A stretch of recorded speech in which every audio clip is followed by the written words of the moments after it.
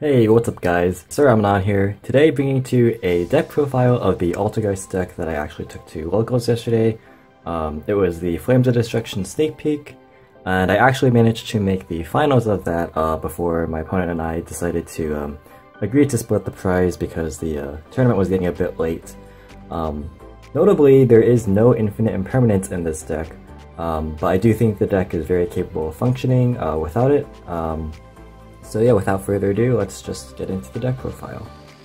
Let's start off with the monsters, because this is the heart and soul of the deck, shall we say. So we have 3 copies of Altergeist Marionetter. This is probably one of the most essential components to being able to search your deck, as well as being able to combo off with the pieces you already have in play. So if you don't know what this card does, it says that upon normal summon, you can set any Altergeist trap directly from your deck, which is really cool because it can't get Ash Blossomed, so that's always very nice. But it allows you to get access to Protocol, which is your primary monster negation, as well as Manifestation, which allows you to extend, combo off, and just do a lot of really cool things.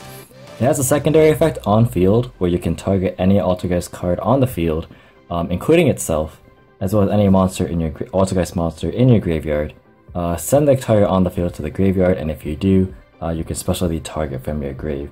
So it's very useful in being able to extend with Multifaker, because it does actually trigger Multifaker's effect. It allows you to push for damage if you want to like send a protocol, if you like set a second one. There's a whole lot of really cool interactions you can do with this card that makes it very, very good in terms of setting up your trap board, as well as being able to extend your monster board. So it's very necessary for those reasons.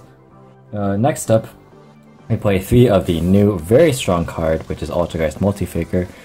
First off, I want to shout out my friend Brandon, who managed to scour the venue for finding 2 of these for me. I did not expect this to be that hard to find, but it was very elusive. Not too many people pulled this card, but very, very glad I was able to get my hands on these before the tournament actually started.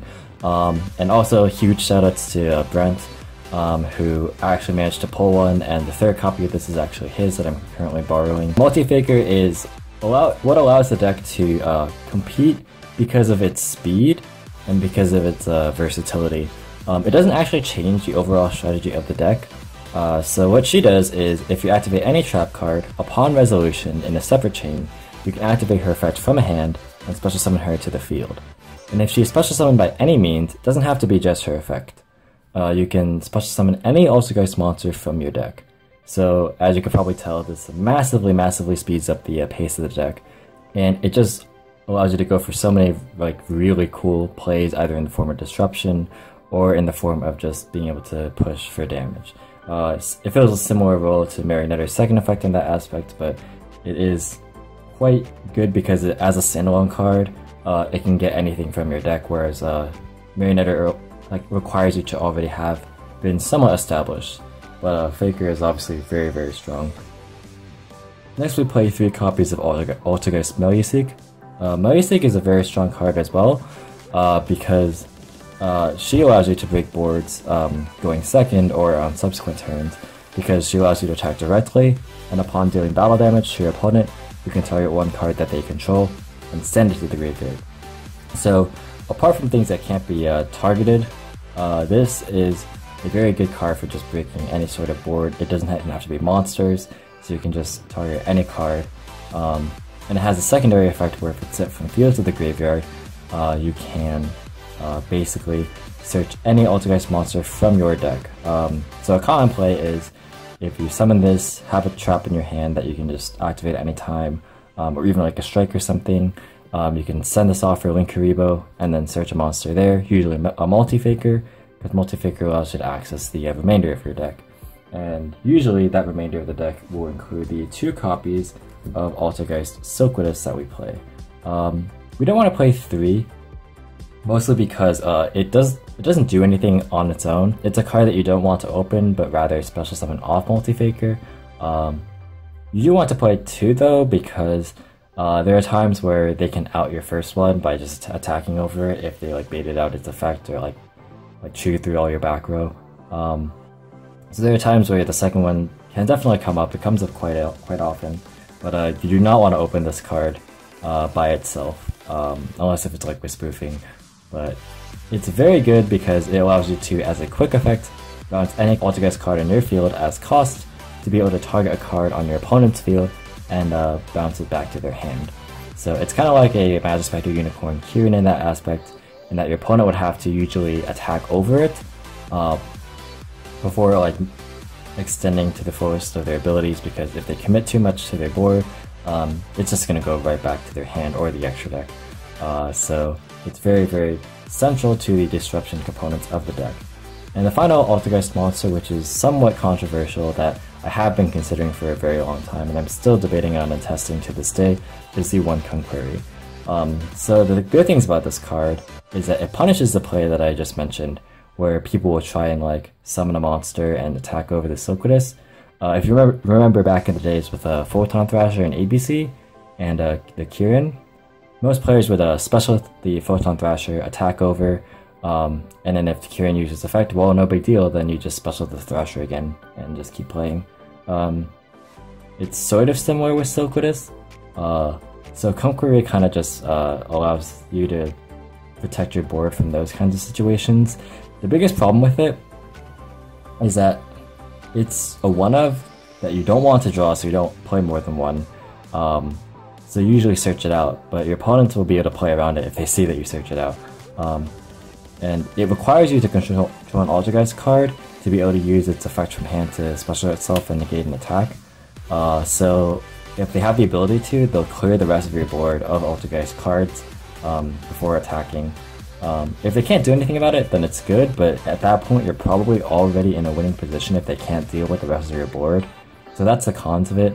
But another pro of it is that if you special summon it off either Manifestation or Marionetter or Multifaker, you can get its effect where it targets a face-up card your opponent controls. Then as long as this card and that card are face-up on the field, your opponent's face-up card is negated. So it's good for stopping like Diagram, other field spells, Floodgates, a bunch of cool stuff. It has its utility for sure, but I would consider cutting this for the sole reason that a lot of the times, like, you'll have to be like searching this out and like going out of your way to make use of it, whereas everything else kind of flows naturally. And this kind of is superfluous if you can get it out and make use of it, because again, by that point you're probably already winning. So I would consider just cutting it all together. But again, it definitely deserves some more testing. So that's it for the Altergeist monsters that we play. It is 12 Altergeist monsters. Moving on to the hand traps, because you have to play hand traps this format in my opinion. We play 3 copies of Ash Blossom and Joyous Spring, and 3 copies of Ghost Ogre and Snow Rabbit.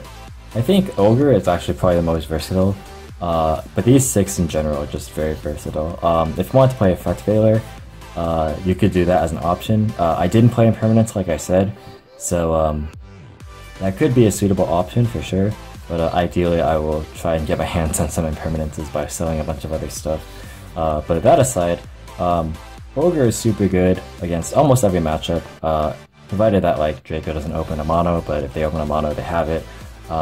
It stops Diagram, it stops Heritage, it stops Electromite, it stops a bunch of things. It's not really, again, that good in other matchups, but I mean, you can slide out based on like what you see.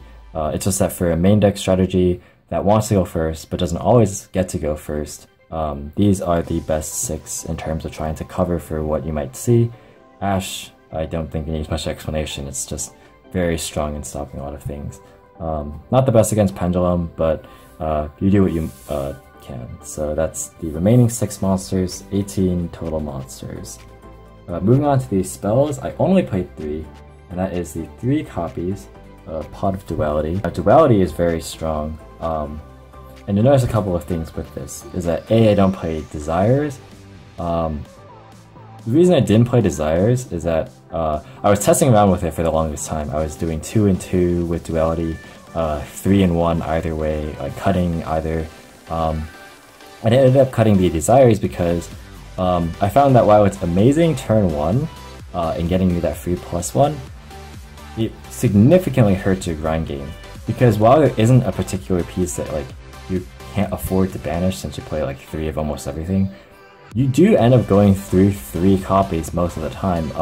And if you don't have that grind game, especially with like Multifaker and stuff, you're not going to be able to like out-resource your opponent.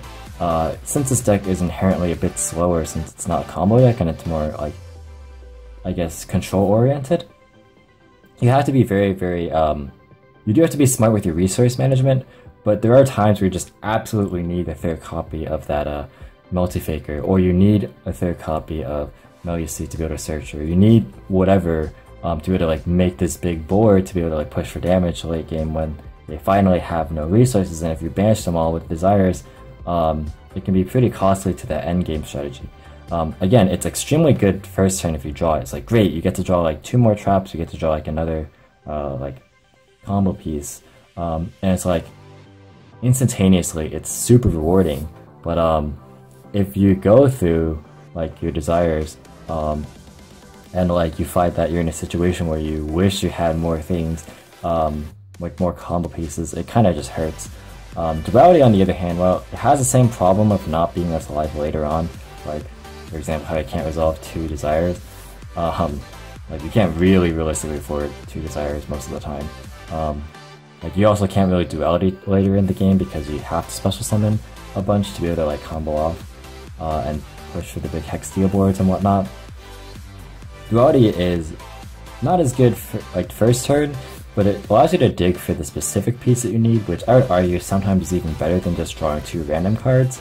But of course, while it's not as powerful as Desires in like the card economy game, it is much more reliable in that it won't ultimately like hurt your play most of the time. And there are times where you just need to see that one piece to be able to like do your play. And being able to just pick from the 3 options is very, very, very valuable. I also don't play 1-for-1, reason being it's very susceptible to Ash, but not only that, it's just that a lot of the times, you'll have the Multifaker anyway, so like in previous builds you would run it because like you needed the 4th Meluseek to be able to like put everything together. 1-for-1 did help when it resolved, but if you got Ash, you just try. And Multifaker is good enough because you can get Meluseek anyway from that, so I found that it's just unnecessary. I also don't play the Spellbook engine. I think the Spellbook engine is just very lackluster. It can make good hands like super good, like if you get value off Meluseek, but like that's the only really like good target in my opinion. You don't want to like normal like Multifaker and like tribute it off, or like even Silquitous, because like sometimes it's better to just wait for spoofing and like shuffle it back in. So it's only really good if you can follow it up with like a manifestation play, but in the cases where you open 0 monsters, it just makes those hands like way worse. I'd rather have a duality. So yeah, that's it for those spells. I don't think you need to run any other spells. You could play like board wipes maybe, you could play cosmics. Going on to the traps here, we have for the Altergeist lineup 3 copies of Altergeist Protocol. This card is pretty essential to a lot of the strategies to this deck. It prevents your Altergeist cards and effects on field from being negated, which is really cool. It stops Strike, it stops like Toad, it stops a whole slew of things. Vortex, for example. And it also has the effect where if your opponent activates a monster effect, you can send one other face of Altergeist card on your field to the graveyard to negate and destroy that monster. So this is like the other form of disruption you'll normally have alongside your Silquitous in engine, which is very good. Some people have argued cutting it to 2, which I can see because you can always tutor for it with a Marionetter, which is pretty easy to access nowadays. I just think that if you don't have the Marionetter, you kind of want to see this card if you have like a Meluseek, just because it combos off naturally pretty well. And additionally, you have this as an option to be a trap that can be activated at any point in time to be able to trigger Multifaker. Whereas this card, Manifestation, which you play 2 of, can't necessarily be activated, especially like on their turn 1 to do that. But this card is very, very nice at 2 in my opinion, because it clogs at 3. You don't really want to see it by itself. It's most dependent on the other cards for it to be useful, as it is a Call the Haunted essentially for your deck, while having the added bonus of while it's in the graveyard, you can banish it to add another trap back from your graveyard. Altergeist trap, of course. So this is very good for being able to push big boards. It makes Hextia summoning much easier. You can summon Faker itself back from your graveyard if you don't have one in hand and trigger her effects that way. You can summon Silquitous if you've gone through your 2 and trigger Faker in your hand with special Meluseek. Now you have 3 monsters that you don't even need your normal summon for if you do it on their end phase or something. So it just allows a lot of the OTKs to happen. And it's very good as like a contingency if things go wrong. So that's that. We also have 3 copies of Personal Spoofing, of the not Altergeist spoofing because Konami plays. It cannot be tutored by Marionetter, which sucks a lot, but fortunately, if you have one of these other cards, you can shuffle it back in with spoofing to get a free search. And of course, with Multifaker, which checks on resolution in a separate chain, you can shuffle back in a card if you flip this up and activate its effect and search Multifaker. You can use Multifaker's effect, similar to Astrograph Sorcerer and Heavy Metal Foes Electromite. But with spoofing, this is the primary reason why I didn't cut Protocol to 2, and it's the reason that's keeping me from cutting it to 2, because if you don't happen to open any monsters, you're kind of in a tight spot where you need something to pull through, and these are like your 13th, 14th, and 15th copy of an Altergeist monster, and these allow you to, like, you know, have targets. Because a lot of times with spoofing, you won't really need to use it unless if you only open the traps, or if you open like this and Silquitous, for example, or like Hunkery. But yeah, I think this is a very, very strong piece to be able to add consistency. Again, shame it's not an in-engine Altergeist card by name, but what can you do? So that's 8 Altergeist traps. Moving on to the non-engine traps, we play a bunch of Floodgates, because, you know, that's kind of part of the format. So play 2 copies of Anti-Spell Fragrance in the main. These replaced 2 of the Infinite Impermanences that were impossible to find, and extremely expensive. But this is super good against Pendulum. Of course, it's very good against a lot of decks that rely on spells. I had no problem with maining this card. Just like side out against like trap heavy decks, like the mirror match and stuff. But I didn't play any mirrors, but this card is super strong, I think, in interacting with Silquitous, because it forces them to set their back row, and then Silquitous can just bounce a card on their end phase, if that's like all that they have access to. And then your turn you can bounce another one, so like, you just keep bouncing their back row. It's very strong, but it also just stunts their plays if they're playing a Pendulum deck. In addition, to keep people from playing, we have Unending Nightmare. This card is nasty. This card is super strong against Pendulum, even Magicians, because you just pop their scales. If it doesn't say Purple Poison, you can safely do it and stop them from being able to like make a big board. You just keep popping their scales, they really can't do much. So they need a way to be able to like break your board. And the cool thing is that most of the time Purple Poison is their out to like anti-spell, for example.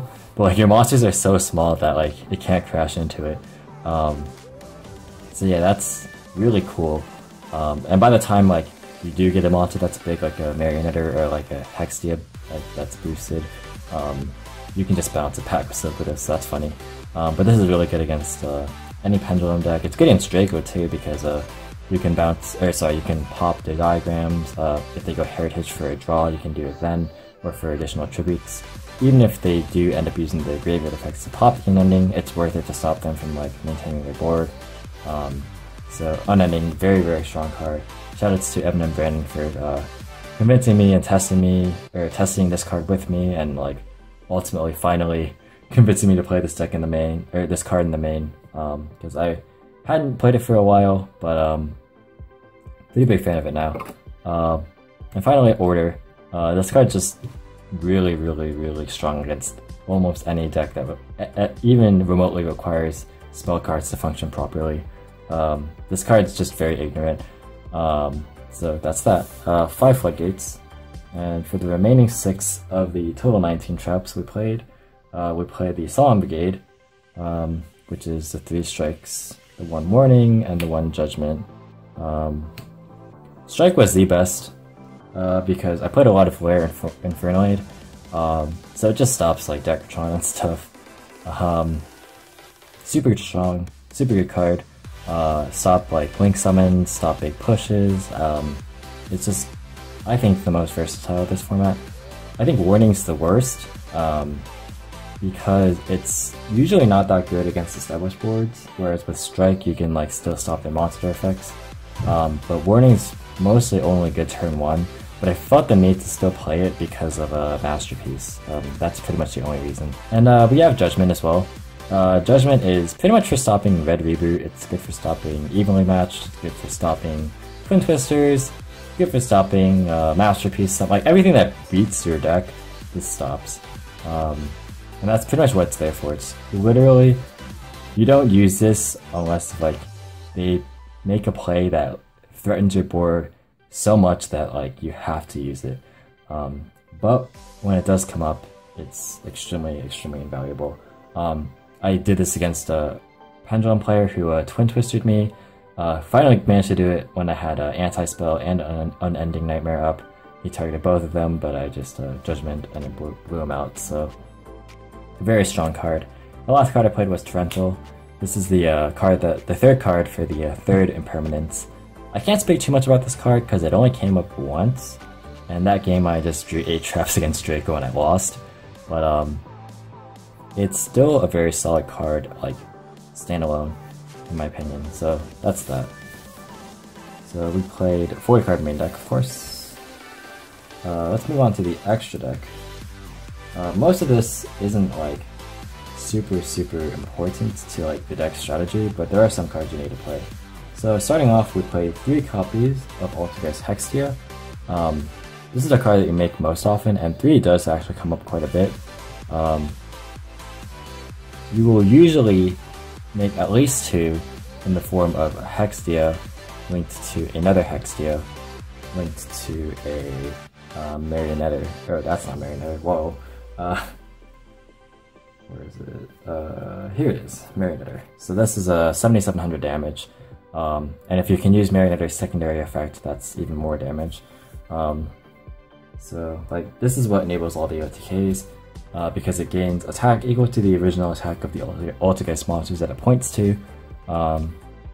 So it's very strong in terms of being able to, again, push out damage. It has a secondary effect where it has the ability to negate spell and trap card activations, not effects because thanks Konami, by attributing whatever Altergeist monster it points to.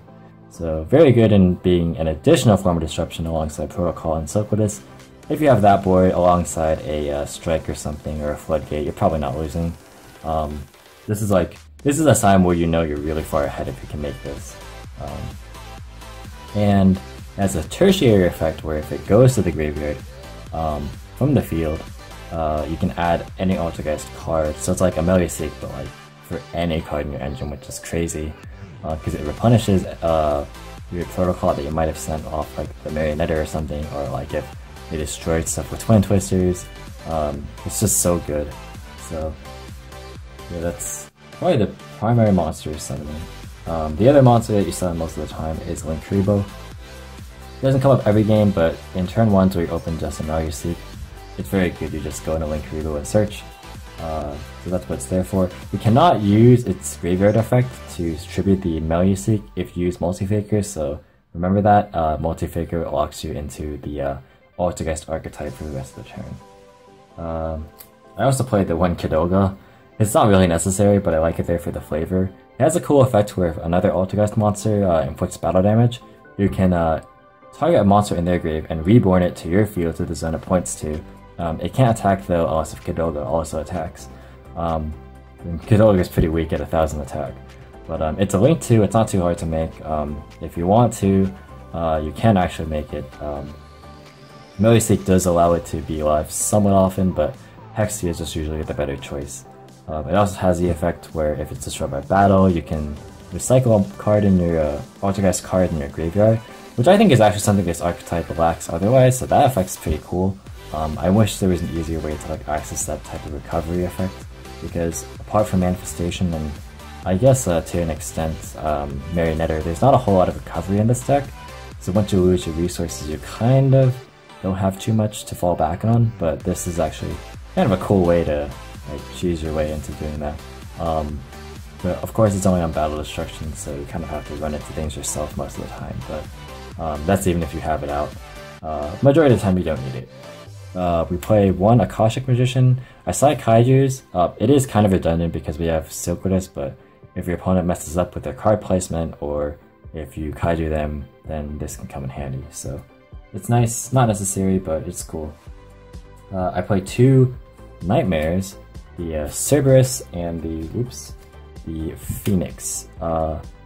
Phoenix pops back row, and Cerberus pops special summon monsters in the main monster zone. You have to discard a card for each, which kind of ruins your card economy, but it can come up with if you just need a quick destruction, which is something this deck can lack. So that's what we make up for, is that we have the options in the extra deck. What's cool is with Link Karibo, if you actually have this setup, you can get the draw effect with the Pro-Link. So that's pretty cool. Yeah, that's pretty much it for the like main monsters that you can make. The rest is just Ghost Reaper targets. So we have Electromite for Magicians, of course, and any Pendulum deck, basically. Phantom Quartz for the Gem Knight FTK that I'm very scared of. We have Double Helix, which Spiral is still somewhat popular, so it's fine. I think it's still worth playing just if we have the space. Toad, because other backward decks can present a bit of a challenge, but this kind of just like blows Paleozoic out. Burning Abyss, because they out-resource us as opposed to like negating us with, like, in the case of Paleozoic. So that takes care of that. We have ABC Dragon Buster, because that card's kind of tough to deal with if they stick a Buster. And then the last card I played was Darklaw.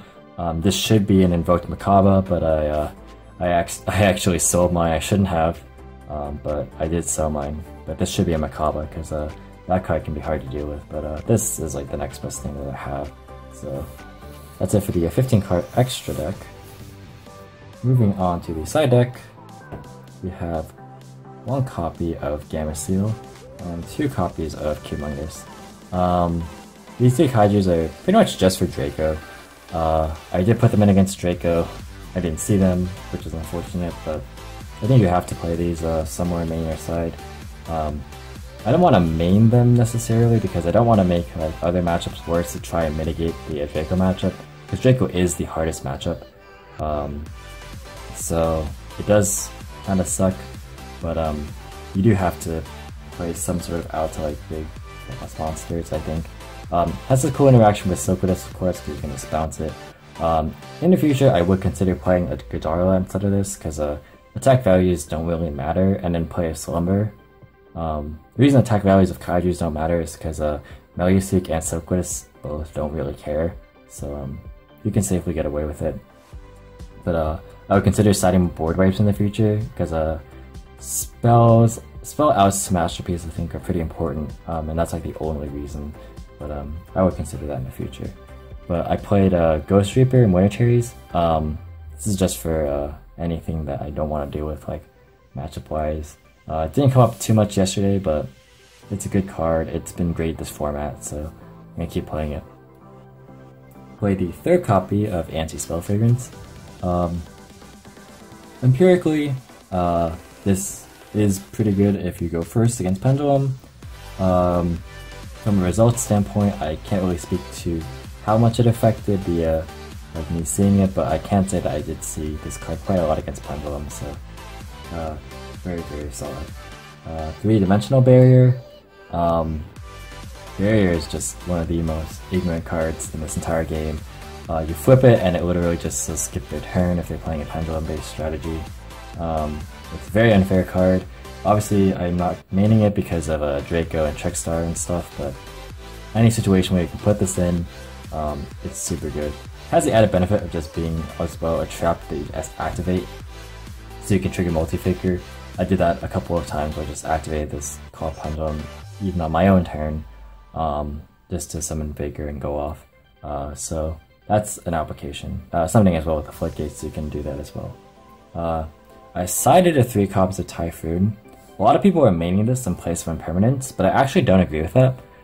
Reason being is that I feel that it's not a very strong strategy to rely on having a trap as well as having Multifaker in the same hand that you can use going second in a blind main deck. Like in a deck where you want to go first, I feel like maining this specifically because it's a trap that you can use going second in only certain matchups, like you can't even guarantee the proper matchup.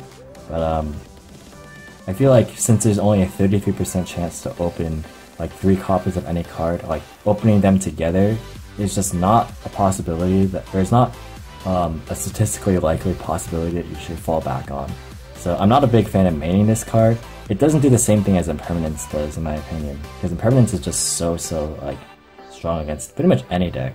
But this is really good against Draco, and that's pretty much the only matchup I would probably be okay with like in the main deck. If like the whole field was Draco, then sure. I don't like it against Pendulum, unless if it's the FTK, because in that case you can just hit the Gate Infinity and that's fine. But against regular Pendulum Magicians, like unless if they literally play out their entire hand, which is poor resource management, if they like play out their whole hand to the point where before they Pendulum summon they have nothing in their hand, sure you can hit them with Typhoon, but most players aren't going to do that. So there's not too many windows where you can just activate this. Like, I guess you can activate this if you had Multifaker alongside it, but like, if you open just this without Multifaker, like, in your main deck blind, I don't think that that's a lot of value. So I opted to just side it for the matchups that it's good against, and I think that's the correct choice. Excuse me. Finally, we'll play 2 copies of Red Reboot. This is for evenly matched, and for opposing Red Reboots, and for Draco. So it's a very good card. It's just that a lot of the times if you're siding this, you're going first, because you're either anticipating the evenly matched, or you're trying to like set up so like you can stop other like red reboots and stuff. The only time I feel like this is better than something like a wiretap is if you're against Draco and you're going second, you can put this in and stop their Apocalypse and stop their return. That's when this is useful, because you pay half, you activate from hand, and it stops their play. It's scary against Draco, and it's scary in general to run this card though, because it does give them a card which is relevant, because while you can OTK quite a bit of the time, it's hard to do it like early on in the game. And so if that card does end up mattering like it did in my Draco matchup when I did resolve this card, it can come back to bite you. It gave him an unending that killed me, so that was kind of unfortunate.